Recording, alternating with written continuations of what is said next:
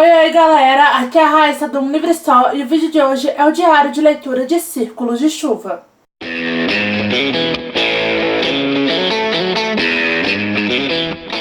Queria começar pedindo desculpas pelo atraso desse diário de leitura, mas é que eu tava com muitas coisas pra fazer, então acabou não sobrando tanto tempo assim pra ler. Então, é isso, gente, ele está saindo com atraso, mas tá saindo. Queria também lembrar que esse é um diário de leitura com spoilers, tá? Então se você não leu nem Caçadores de Bruxas, nem Corações de Neve e nem esse livro, Círculos de Chuva, não assista esse diário de leitura, porque ele vai conter spoilers, ok? Se você assistir a partir daqui, é por sua conta e risco.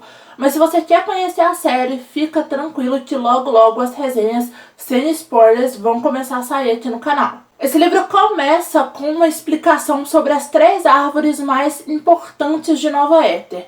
Eu vou ler um trecho aqui onde o autor fala sobre cada uma dessas árvores. Está na página 11. Na árvore da sabedoria foi onde nasceu o conhecimento do mundo e onde provinha a evolução desse pensamento.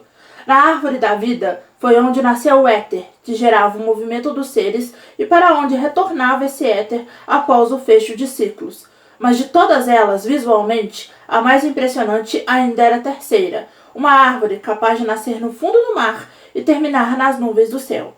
A árvore do Criador, a árvore que não se escala, a árvore do mundo. Imagine uma árvore com centenas de quilômetros cujo final toque no éter.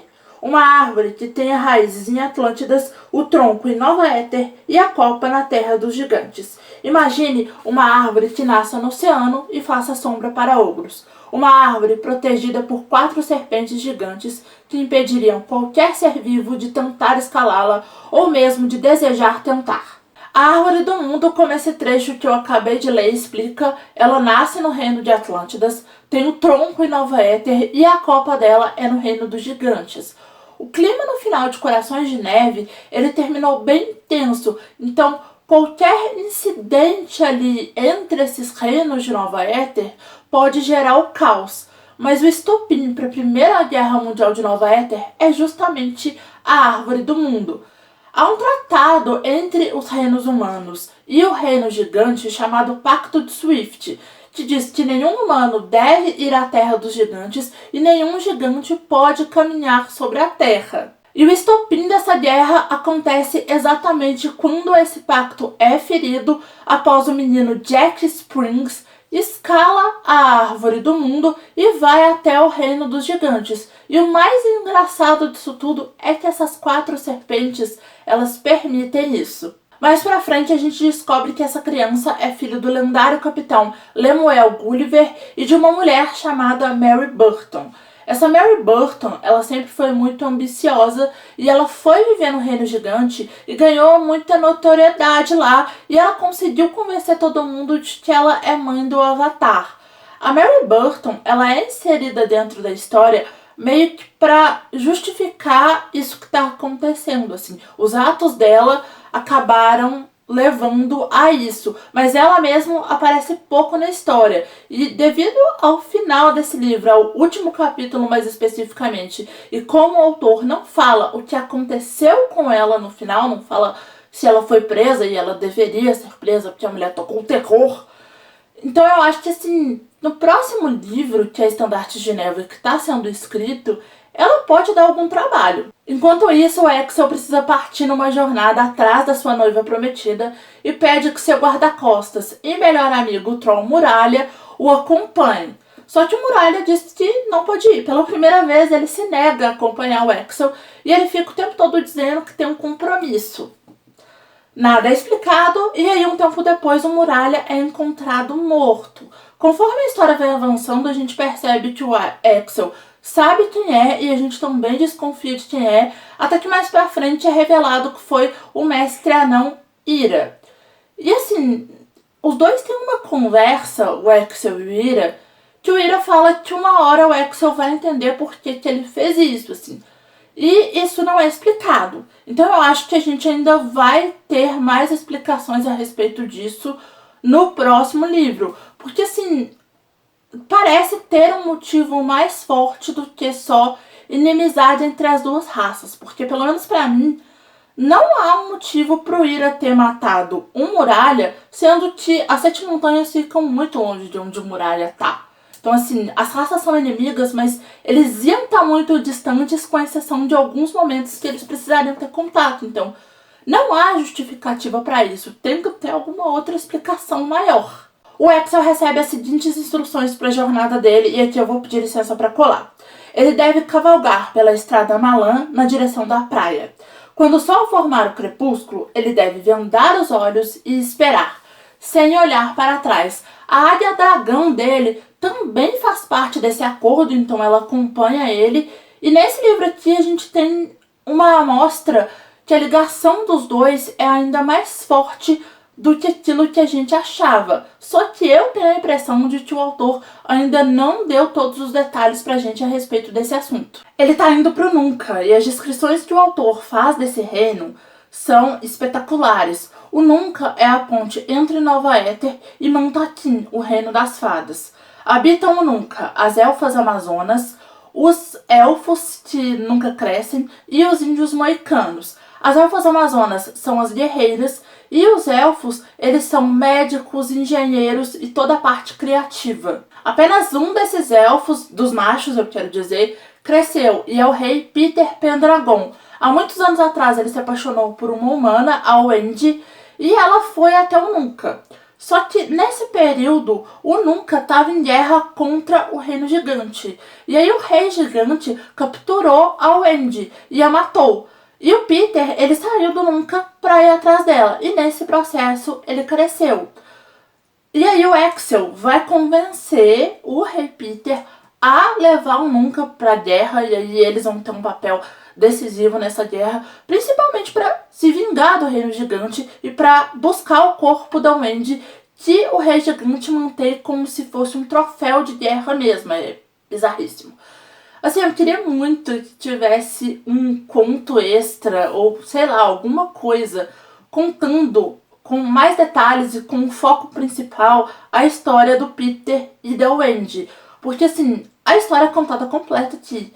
Mas eu queria muito ter mais contato com os dois, porque através do Rei Peter Pendragon, por mais que ele seja uma figura inicialmente mais carrancuda, vamos dizer assim, a gente acaba se afeiçoando muito a ele e querendo saber um pouco mais da história dele. A gente sofre por ele também. Pra quem começou a ler essa série por causa do dragões do título e ficou chateado ao não encontrar répteis voadores, nesse livro aqui finalmente fica claro o que é os dragões de éter desse título e qual o papel que esses dragões exercem dentro dessa história. Os dragões de éter aqui, eles são como se fossem espíritos que regem esse universo e que são consultados em ocasiões especiais pelo Pendragon, que atualmente é o Rei Peter. Esses dragões, eles sim são dragões reais, mas eles têm um papel muito mais mítico nessa história e de reger todo esse universo.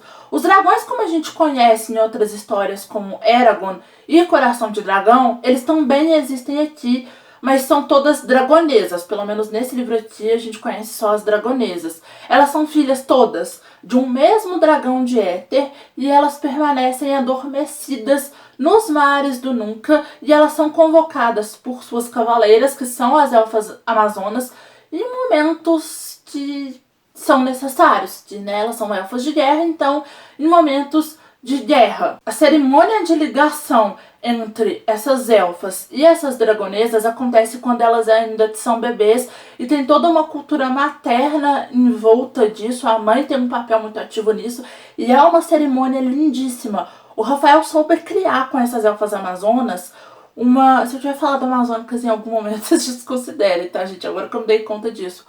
Uma cultura, assim, feminina muito forte e muito interessante de ler. Outra coisa interessantíssima e muito legal a respeito das elfas amazonas é como o Rafael fez elas visualmente falando, sabe? A gente tá falando de elfos, que são criaturas que sempre são retratadas em livros de fantasia quase que da mesma forma. Eles sempre são magros, louros, às vezes tem alguns de cabelo preto, sei lá, o Hobbit eles colocaram aquela personagem da Evangeline Lilly, que não existe no livro, e que ela é ruiva, mas é sempre esse padrão, cabelinho liso, olhinho claro, sempre um padrão europeu, né? A maioria dos elfos são loiros, então assim, né? De vez em quando tem um ruivo, de vez em quando tem um moreno, mas todos são magros.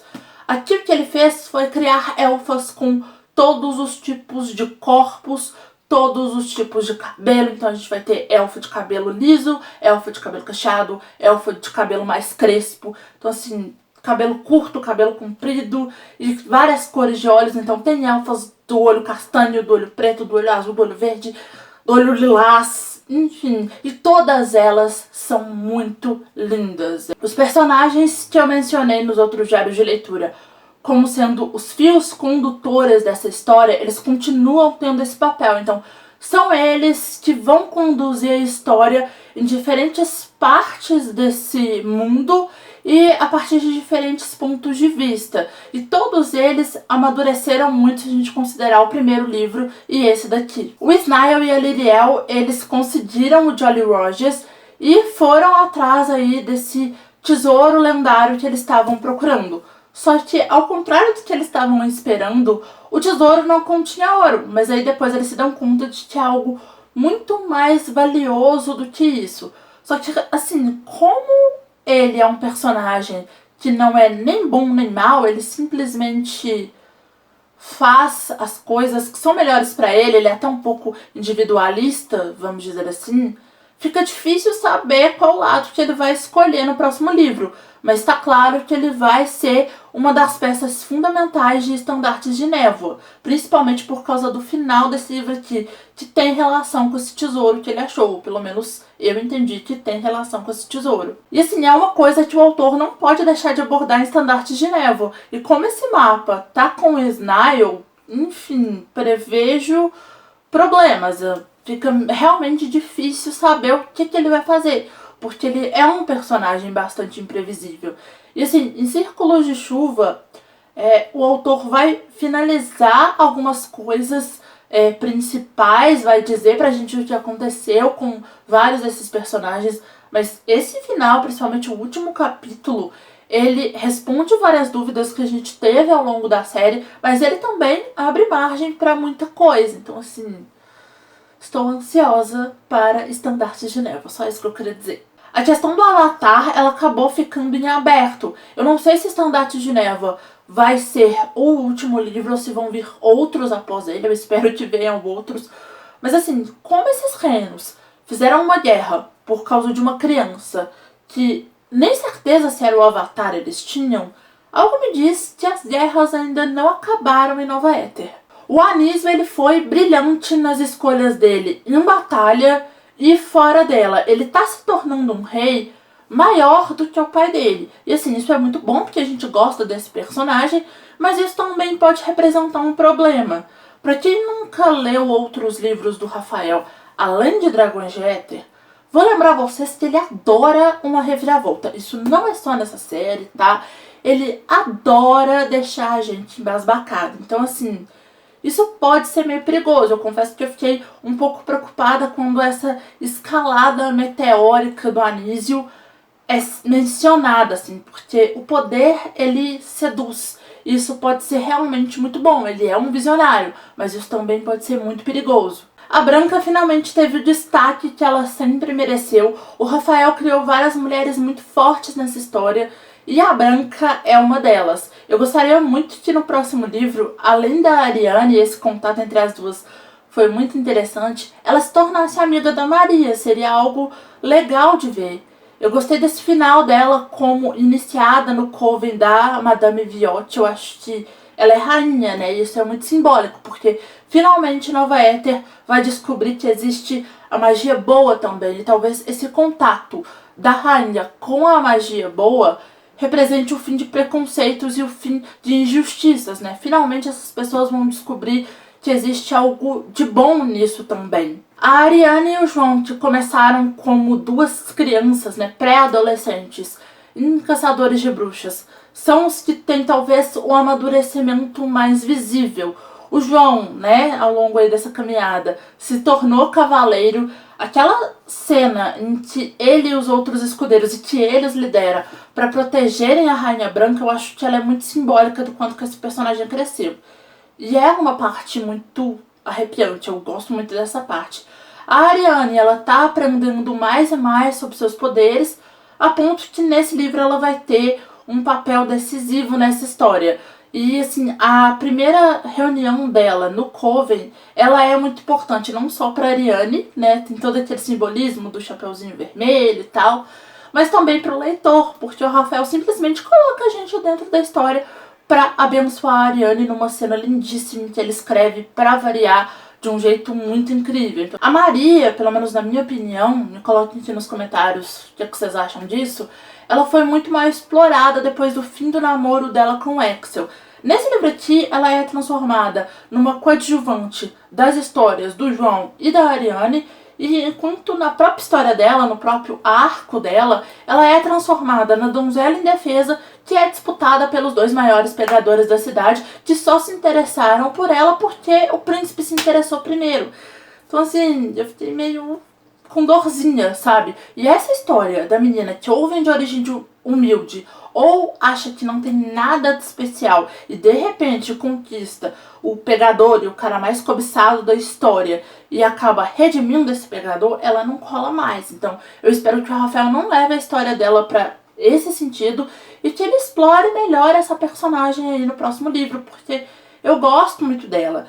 E assim, eu confesso que eu ainda tenho esperança de que ela e o Axel vão ficar juntos. Eu não sei como, mas eu ainda tenho esperança. E assim, eu entendo por que o autor fez o que fez.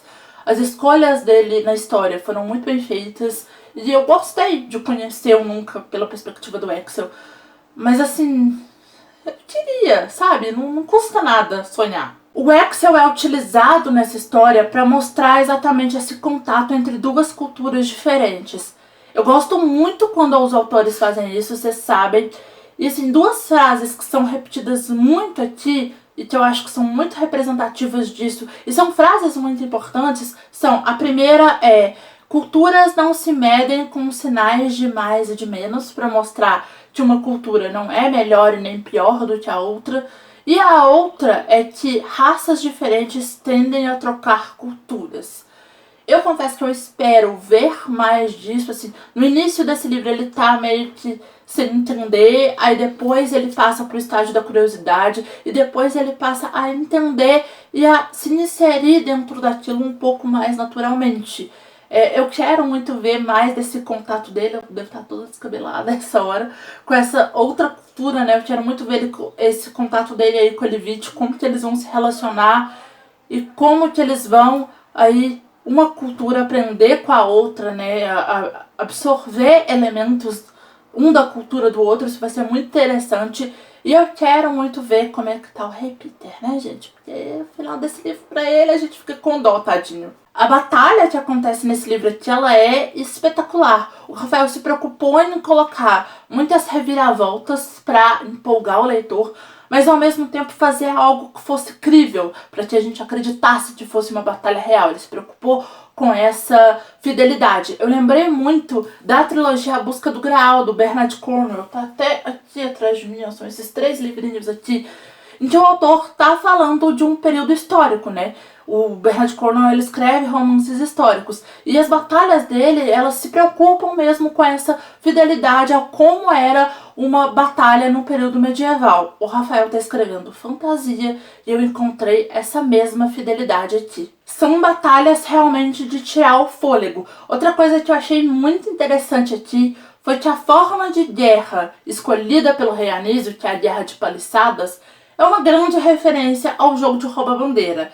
Eu não sei se as crianças hoje em dia ainda jogam rouba-bandeira, mas o jogo basicamente consiste em dividir o campo para 2 times e a bandeira de um time é colocada no final do seu campo e os jogadores precisam defender a mesma coisa com o outro time. E um time, enquanto defende a sua bandeira, ao mesmo tempo tem que tentar passar pelo campo do outro time sem que ninguém encoste nele, pegar a bandeira e voltar para o seu campo. Aí vence o jogo.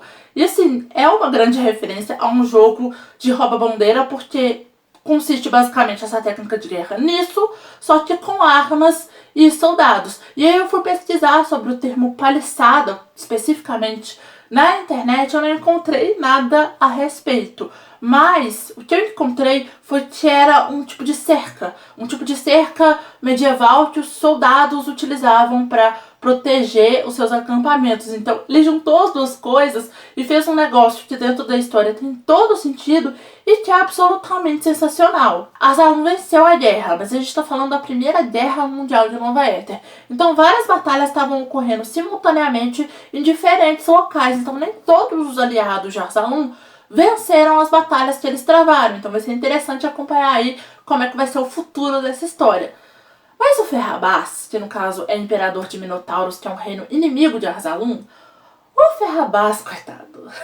Coitado nada, eu quero mais é que ele se ferre mesmo, mas assim, ele saiu completamente humilhado. É por isso que você não deve contar muita vantagem dessa forma das coisas. Porque assim, ele se ferrou, mas ele se ferrou assim, de um jeito que, misericórdia.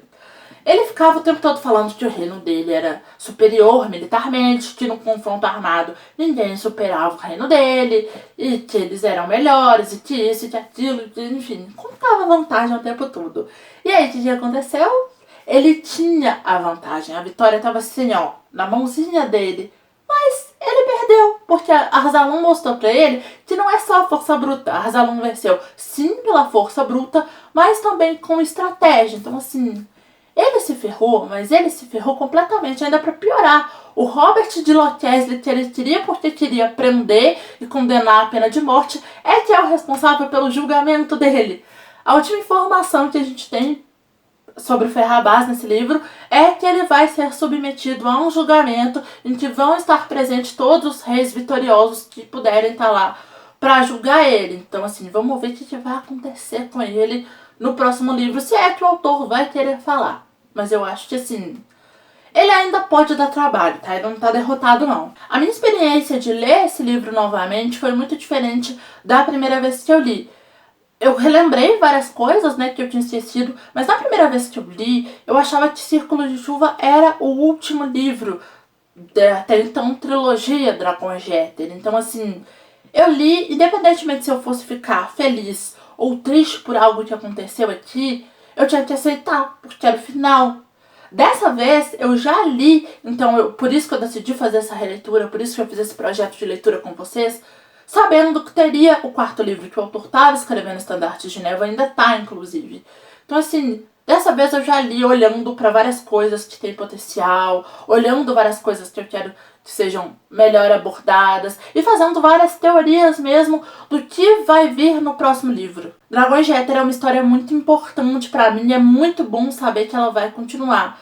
Esse é um mundo muito especial porque todos os personagens aqui, eles são muito intensos e eles têm uma jornada de amadurecimento que é muito inspiradora. Toda essa intensidade faz com que a gente queira sempre mais. Eu lembro que da primeira vez que eu li Círculo de Chuva, quando eu terminei, eu fiquei meio em choque, porque o autor dá alguns elementos pra gente para simplesmente dizer como aqueles personagens estão e para dar um sentido mesmo de continuidade à vida deles. Então ele não encerra, ele mostra de uma forma muito bonita que a vida continua. Ele não é como a maioria dos livros que a gente lê, que aquilo para. Ele deixa uma impressão na gente de que aquilo tá continuando, independentemente da gente estar lendo aquilo ou não. Mas agora vai continuar e eu tô muito animada. Eu acho que eu já devo ter falado isso nesse diário de leitura algumas vezes.